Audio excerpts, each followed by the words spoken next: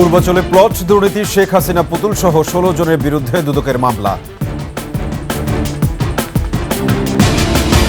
টিউলিপের পারিবারিক বন্ধু শায়ান আলোচনায় ব্রিটিশ রাজার দাতব্য সংস্থায় মোটা অঙ্কের ডোনেশন। এবছরের মধ্যেই জাতীয় নির্বাচন চায় বিএনপি, দীর্ঘমেয়াদে অনির্বাচিত সরকার নয়। প্রবৃদ্ধি বাড়াতে ভ্যাট আরোপ, মূল্যস্ফীতির পাগলা ঘোড়া বেপরোয়া হয়ে ওঠার শঙ্কা।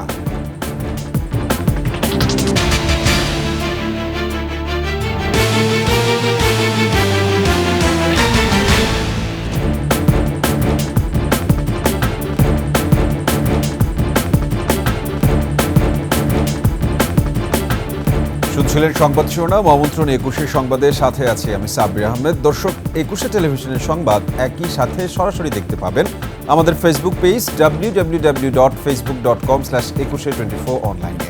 এছাড়া সাবস্ক্রাইব করতে পারেন www.youtube.com/@21etv চ্যানেলে। এছাড়া সংবাদে আরও থাকছে: জমি দখলের বিস্তর অভিযোগ সিটি গ্রুপের বিরুদ্ধে, প্রভাব খাটানো হয় মালিকানাধীন গণমাধ্যমেরও।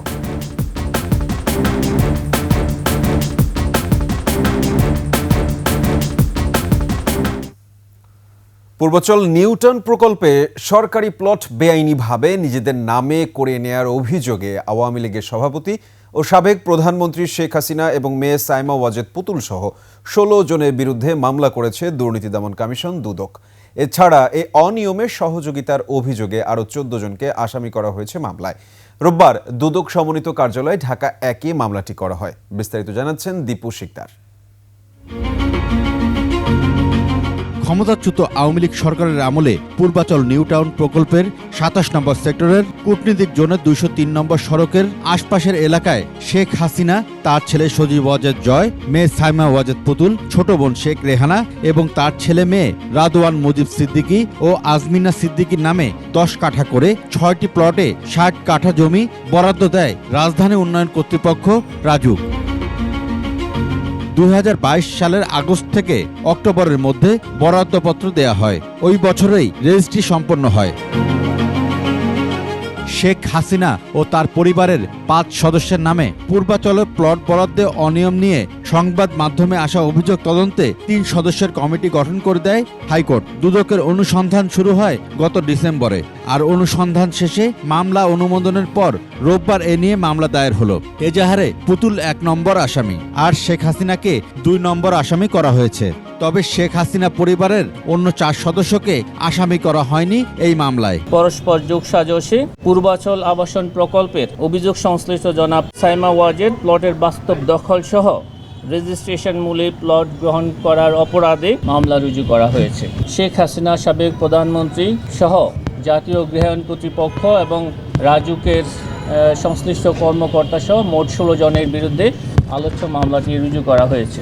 মামলার অন্য আসামিদের বিষয়েও কথা বলেন দুদক মহাপরিচালক। প্রকল্পের বরাদ্দ বিষয়ক দায়িত্বপ্রাপ্ত গণকর্মচারী, জাতীয় গৃহায়ণ ও গণপূর্ত মন্ত্রণালয়ের বিভিন্ন পর্যায়ের কর্মকর্তা, রাজধানী উন্নয়ন কর্তৃপক্ষ ঢাকার বিভিন্ন পর্যায়ের কর্মকর্তা, দণ্ডবিধির সংশ্লিষ্ট ধারা এবং দুর্নীতি প্রতিরোধ আইন ১৯৪৭-এর ৫-২ ধারায় আজ একটি মামলা রুজু করা হয়েছে। দুর্নীতির বিরুদ্ধে জিরো টলারেন্স নীতির কথা পুনর্ব্যক্ত করেন দুদকের ডিজি। আইন ও বিধি অনুসরণ করে সব ধরনের কার্যক্রম গ্রহণ করবে। দীপু শিকদার, ২১ টেলিভিশন, ঢাকা। দুর্নীতির অভিযোগে যুক্তরাজ্যে ব্যাপক চাপের মুখে রয়েছেন ক্ষমতাচ্যুত প্রধানমন্ত্রী শেখ হাসিনার ভাগ্নি ও ব্রিটিশ প্রতিমন্ত্রী টিউলিপ সিদ্দিক। এমন পরিস্থিতির মধ্যে নতুন করে আলোচনায় এসেছেন তার পারিবারিক বন্ধু বাংলাদেশি ধনকুবের সালমান এফ রহমানের ছেলে শায়ান ফজলুর রহমান। ব্রিটিশ রাজার হাত ধরে ২০০৭ সালে প্রতিষ্ঠিত দাতব্য সংস্থা ব্রিটিশ এশিয়ান ট্রাস্টের উপদেষ্টা কাউন্সিলের চেয়ারম্যান তিনি। দারিদ্র্য বিমোচনে কাজ করার লক্ষ্যে ২০০৭ সালে ব্রিটিশ এশিয়ান ট্রাস্ট নামের এই দাতব্য সংস্থা গড়ে তুলেছিলেন তৎকালীন ব্রিটিশ রাজপুত্র তৃতীয় চার্লস। যুক্তরাজ্য ভিত্তিক সংবাদ মাধ্যম দ্য সানডে টাইমস জানিয়েছে ২০১৮ সালে এই সংস্থা বাংলাদেশে তাদের কার্যক্রম শুরু করে। বাংলাদেশের বেক্সিমকো গ্রুপের প্রধান নির্বাহী কর্মকর্তা শায়ান এফ রহমান ওই দাতব্য সংস্থায় ২,৫০,০০০ পাউন্ড অনুদান দিয়েছিলেন বলে ধারণা করা হয়। সাইন্টা টাইমসের অনুসন্ধানে দেখা গেছে শায়ান এফ রহমান একটি অফশোর ট্রাস্টের মাধ্যমে উত্তর লন্ডনের গোল্ডার্স গ্রিন এলাকায় 12 লাখ পাউন্ড দিয়ে একটি বাড়ি কিনেছিলেন। ওই বাড়িতে থাকতেন টিউলিপের মা ও শেখ হাসিনার বোন শেখ রেহানা। দীর্ঘমেয়াদে জনগণের কাছে অনির্বাচিত সরকারের গুরুত্ব থাকে না। এবছরের মধ্যেই জাতীয় নির্বাচন চায় বিএনপি। ইইউ রাষ্ট্রদূতের সাথে বৈঠকে বিএনপির এমন অবস্থান তুলে ধরেন দলের মহাসচিব মির্জা ফখরুল ইসলাম আলমগীর। বিকেলে গুলশানে বিএনপি চেয়ারপারসনের কার্যালয়ে দলের মহাসচিব মির্জা ফখরুল ইসলাম আলমগীরের নেতৃত্বে প্রতিনিধি দলের সাথে বৈঠক করেন ঢাকায় ইউরোপীয় ইউনিয়নের রাষ্ট্রদূত মাইকেল মিলার।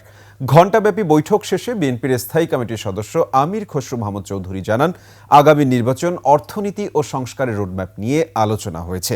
ক্ষমতায় গেলে দেশের স্বার্থে অন্তর্বর্তী সরকারের নেওয়া অর্থনৈতিক সিদ্ধান্তের ধারাবাহিকতা ধরে রাখার প্রতিশ্রুতি দেয় বিএনপি। মূলত নির্বাচনের রোডম্যাপ এই প্রশ্নটা নিয়ে আলোচনা হয়েছে এবং আমাদের পক্ষ থেকে যেটা আমরা সবসময় বলে আসছি যে এই বছরের মধ্যে নির্বাচন সম্পন্ন হওয়া অত্যন্ত জরুরি এবং অন্য কোনো ভাবনা দিকে না গিয়ে সরাসরি জাতীয় নির্বাচনের দিকে গিয়ে দেশের আগামী দিনে একটি নির্বাচিত সরকারের হাতে ক্ষমতা হস্তান্তর করে বাংলাদেশে গণতান্ত্রিক প্রক্রিয়া অব্যাহত রাখার জন্য। ট্যাক্স জিডিপি শক্তিশালী করতে ভ্যাট বৃদ্ধি করা হয়েছে বলে জানিয়েছেন প্রধান উপদেষ্টা প্রেস সচিব। রোববার ফরেন সার্ভিস একাডেমিতে আয়োজিত নিয়মিত সংবাদ সম্মেলনে তিনি এ মন্তব্য করেন।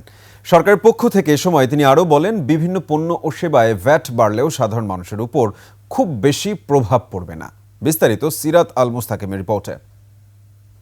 গভর্নমেন্টের ট্যাক্স বাড়ানোর মধ্য দিয়ে দেশকে একটি নির্ভরযোগ্য জায়গায় নিতে চায় সরকার।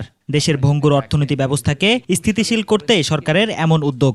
নিয়মিত সংবাদ সম্মেলনে এসব কথা জানিয়েছেন প্রধান উপদেষ্টার প্রেস সচিব শফিকুল আলম। বাংলাদেশের গ্রোথের জন্য, বাংলাদেশের মানুষের ওয়েলবিংয়ের জন্য বাংলাদেশের ট্যাক্স জিডিপি রেশিওটা একটা জায়গায় আমাদেরকে নিতেই হবে। সেই পরিপ্রেক্ষিতেই কিছু ভ্যাট ইম্পোজ করা হয়েছে।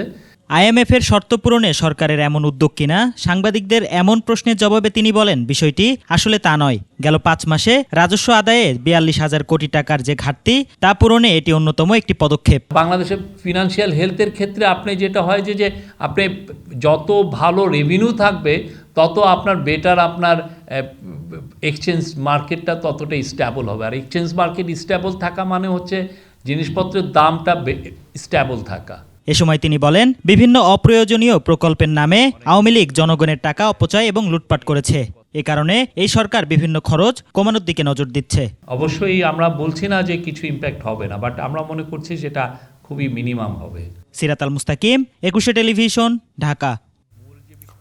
হঠাৎ শতাধিক পণ্য ও সেবায় ভ্যাট শুল্কের হার বাড়ানোর সিদ্ধান্তকে গণবিরোধী বলছেন ব্যবসায়ী ও অর্থনীতিবিদরা। তাদের শঙ্কা, এতে উচ্চ মূল্যস্ফীতির পাগলা ঘোড়া আরও বেপরোয়া হয়ে উঠতে পারে। অসহনীয় দুর্ভোগে পড়তে পারেন নিম্ন আয়ের মানুষ। ভ্যাট শুল্ক না বাড়িয়ে করজাল সম্প্রসারণের পরামর্শ দিচ্ছেন অর্থনীতিবিদরা। পাশাপাশি রাজস্ব ব্যবস্থাপনার পুরোপুরি অটোমেশন জরুরি বলছেন ব্যবসায়ী ও অর্থনীতিবিদরা। মেহেদী হাসানের রিপোর্ট। রাজস্ব আদায়ে গতি নেই, নতুন করে আর নোট না ছাপানোর পরামর্শ আছে উন্নয়ন সহযোগীদের। এমন বাস্তবতায় অর্থের সংস্থানে হন্যে হয়ে খুঁজছে সরকার, নিচ্ছে ভ্যাট শুল্ক বাড়ানোর মতো অজনপ্রিয় পদক্ষেপ।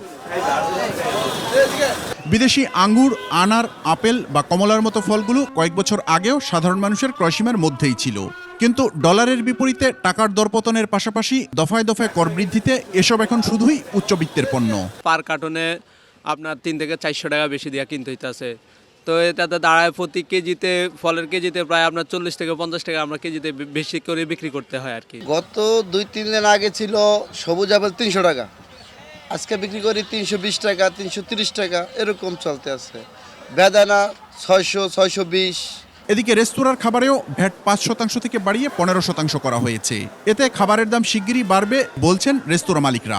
অবশ্যই বাড়ানোর দরকার, কিন্তু এই মুহূর্তে আমরা চারপাশে আরও রেস্টুরেন্ট আছে, এদের সাথে কথা বলতে হইবে। এরা যেভাবে বাড়াইবে ওইভাবে চিন্তা ভাবনা করতে হবে সবাই মিলে। যেহেতু ওই যে খাবারটা ব্যাটটা বাড়ছে, ওই ব্যাটটার সাথে খাবারের অ্যাডজাস্ট হয়ে গেছে, অ্যাডজাস্ট হওয়ার কারণে খাবারের দামটা বেড়ে গেছে।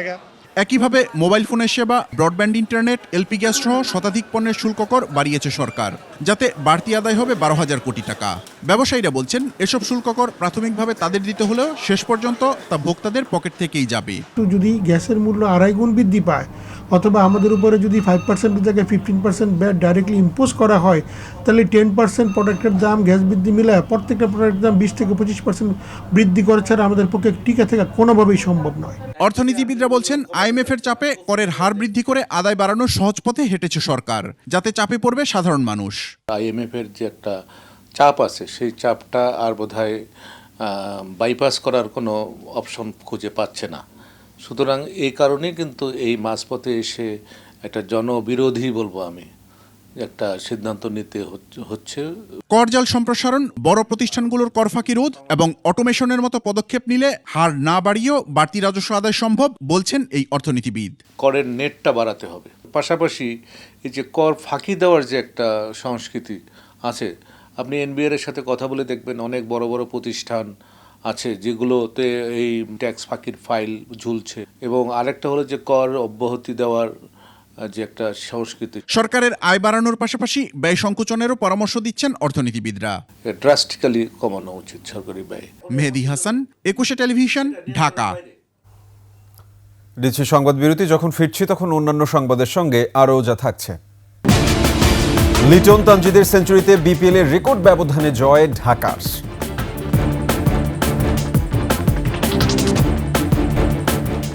আমন্ত্রণ আবারও 21 সংবাদে। নারায়ণগঞ্জের রূপগঞ্জে মানুষের জমি দখলের বিস্তর অভিযোগ সিটি গ্রুপের বিরুদ্ধে। এ কাজে পেশি শক্তির পাশাপাশি নিজেদের মালিকানাধীন গণমাধ্যমকেও ব্যবহার করেছে প্রতিষ্ঠানটি। বৃহৎ এই ব্যবসায়ী গ্রুপটির ক্ষমতার কাছে অসহায় স্থানীয় গ্রামবাসী। নারায়ণগঞ্জ প্রতিনিধি রবিউল ইসলামকে সাথে নিয়ে আরও জানাচ্ছেন মেহেদী হাসান। ছোট্ট এই দোকানটি এখন রেনু বেগমের একমাত্র ঠিকানা। এই দোকানের উপার্জনই তিনি ও তার 2 সন্তানের একমাত্র অবলম্বন। দোকানের একপাশে 2 সন্তান নিয়ে কোনো মতে থাকার ব্যবস্থা। অথচ 2020 সালেও এই দোকানেরই ঠিক বিপরীতে প্রায় 2 বিঘার বড় বাড়ি ছিল তার, যা এখন সিটি গ্রুপের সুউচ্চ সীমানা প্রাচীরের ভেতরে। জমি পুনরুদ্ধারে বিশাল শিল্প গ্রুপটির বিরুদ্ধে মামলা লড়ছেন তিনি। উচ্চ আদালতের রায়ও পেয়েছেন, কিন্তু তারপরও জমি বুঝে পাননি। আমি থাকি টঙ্গরে, আমার জায়গা জমিন সব নিয়ে গেছে সিটি গ্রুপ। বলছে ওদিকে বাড়া যাবি না ওদিকে বাড়া যাবি। আমি বলছি ঠিক আছে, আমাকে 8 দিনের সময় দেন। আমার ঘর ভাঙ্গা ফেলায়, ভাঙ্গার পরে আমি আবার হাইকোর্টে কান্নাকাটি কইরা মানুষের হাতে পায়ে দইরা, হ্যাঁ হাইকোর্ট আমার পক্ষে রায় দিছে। আমার কাগজ সঠিক, তার জন্য আমার বাপ দাদার পৈতৃক সম্পত্তি। আমরা যখন জমির মূল্য চাইছি, ওরা আমাদেরকে মারধর করে হাত পা ভাঙছে। আমাদের হাত পা ভেঙে আমাদের হাসপাতাল পাঠায় দিছে। আর ওরা এদিকে আমাদের খালি বাড়িতে আমার বোন ছিল, আমার বোনের জামাই ছিল, ওদেরকে মারধর করে আমাদের বাড়িঘর ভাঙছে ওরা। সিটি গ্রুপের বিশাল এই সাম্রাজ্যের ভেতরে দাগে দাগে আরো অনেকের জমি এখনো রয়ে গেছে। আমার নানির ঘরে 2 জন সন্তান, যেমন হলো আব্দুল গফুর আর হলো আসিয়া খাতুন আমার মা। আসিয়া খাতুনের এই জায়গাটা বাদে গফুর মিয়া বিক্রি দিয়ে লাইছে। আর আমার মার জায়গাটা রয়েছে, আসিয়া খাতুনের জায়গাটা রয়েছে। এই জায়গাটা আজ আমাকে দিব দিব দিব দেয় না। এদিকে রেনু বেগমের দোকান থেকে গ্রামের একটু ভেতরের দিকে গেলেই চোখে পড়বে সদ্য নির্মিত সুউচ্চ দেয়াল ঘেরা বিশাল একটি এলাকা। বালু ভরাট করে এলাকাটিতে গড়ে উঠবে সিটি গ্রুপের নতুন শিল্পাঞ্চল। তবে এরই মাঝে এখনো রয়ে গেছে 4টি পরিবার। তাদের যাতায়াতের সরকারি রাস্তার উপর বিশাল এক ফটক লাগিয়ে দিয়েছে সিটি গ্রুপ। এখন যে কোনো মুহূর্তে ভিটামাটি হারানোর সংখ্যায় পরিবারগুলো। কোম্পানি দরজা বন্ধ করে দিলে তো আমরা সমস্যা। এখন হেরা হ্যাগো ইচ্ছা মতো জমি নিতে চায়, বুঝেননি? ওরা যেই দাম দেয়, হ্যাঁ ওই দাম দিয়ে জায়গা কিনা জানে, ইয়া ডাবল দাম লাগে বাইরে গিয়ে কিনতে, জমি কিনতে। আপনি তো আগে বালু ফেলাই দিয়ে আমাকে জিম্মি করে ফেলাইছেন। আমার কথা বুঝছেন? আমি তো একার করেন নাই পুরোটা, যখন বালু ফেলান করছিলেন। তবে কোনো দখলের অভিযোগ মানতে নারাজ কোম্পানিটির স্থানীয় এই কর্মকর্তা। তাদেরও টিভি চ্যানেল আছে বলে হুমকিও দেন। ওনাদের যদি কারো কমপ্লেন থাকে, ওনাদেরকে বলেন প্রপার কাগজপত্র নিয়ে আমাদের কাছে আসুক। We will sit with them and then solve the matter. শোনেন, আপনাদের মতো আমাদেরও 2টা টিভি চ্যানেল আছে, আপনারা জানেন। স্থানীয় প্রশাসন বলছে যত বড় প্রতিষ্ঠানই হোক, কারো জমি অবৈধভাবে দখল করলে তাদের বিরুদ্ধে নেওয়া হবে ব্যবস্থা। যত বড়ই হোক না কেন, কোনো কোম্পানি যদি হচ্ছে কোনো ব্যক্তি সম্পত্তি তারা বেদখল করে রাখে, সেটা আইনগতভাবে তার দখল করার সুযোগ নেই, তাহলে সেই ক্ষেত্রে সে কোনো হচ্ছে আইনি মানে তাকে কঠোরভাবে আইনিভাবে আমরা প্রতিহত করব। তারা কথা দিয়েছে যে আমাদের কাছ থেকে 1 মাসের সময় নিয়েছে, যে 1 মাসের মধ্যে তারা তাদের কাগজপত্রগুলো উপস্থাপন করবে, একই সাথে আমরাও হিয়ারিং গ্রহণ করব। এরপরে আমরা সিদ্ধান্ত নিব যে কি করা যায়। এদিকে এ ব্যাপারে জানতে কোম্পানিটির প্রধান কার্যালয়ে গেলেও কোনো সদুত্তর পাওয়া যায়নি। তো আপনারা নিউজ করেছেন? না, করিনি। করেন। মেহেদি হাসান, 21 টেলিভিশন, ঢাকা। এবার অভিভা ফিন্যান্স লিমিটেড বাণিজ্য সংবাদ।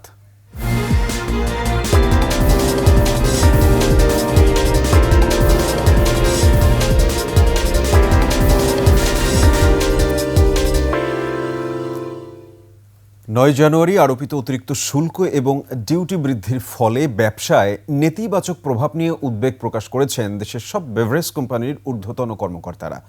রোববার রাজধানীর একটি অভিজাত হোটেলে বাংলাদেশ বেভারেজ ম্যানুফ্যাকচারার্সের আয়োজনে অনুষ্ঠিত সংবাদ সম্মেলনে এসব কথা বলেন তারা দাবি করেন এই শুল্ক বৃদ্ধি পণ্যের দাম আরও বাড়াবে, যা ভোক্তার ক্রয় সীমার বাইরে চলে যেতে পারে এবং বেভারেজ শিল্প সংকুচিত হতে পারে। এতে আর্থিক ক্ষতির পাশাপাশি সরকারও রাজস্ব হারানোর কথাও জানান তারা। পাশাপাশি দেশীয় বাজারে বিদেশি পণ্যের প্রসারের আশঙ্কাও রয়েছে। সম্মেলনে সরকারের কাছে শুল্ক কমানোর জোর দাবি জানিয়ে এই খাতের সুষ্ঠু প্রবৃদ্ধি ত্বরান্বিত করতে সহযোগিতা কামনা করেন তারা।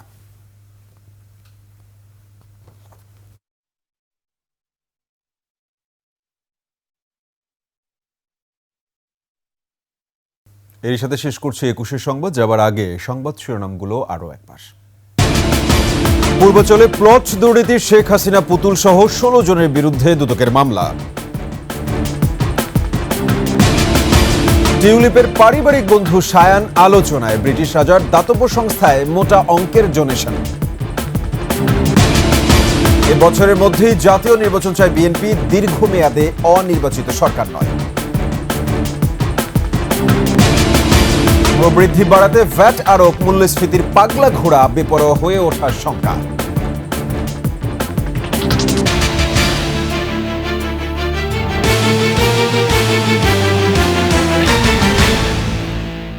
দর্শক, সর্বশেষ সংবাদ জানতে ডায়াল করুন 202 নম্বরে, আরো ভিজিট করুন 21tv.com এই ওয়েবসাইটে। ফেসবুকে ভিজিট করতে পারেন www.facebook.com/2124 অনলাইনে। এছাড়া সাবস্ক্রাইব করতে পারেন www.youtube.com/@21atv চ্যানেলে। এতক্ষণ সঙ্গে থাকার জন্য সবাইকে ধন্যবাদ। পরবর্তী সংবাদ দেখার আমন্ত্রণ রইল। 21-এর সাথেই থাকুন।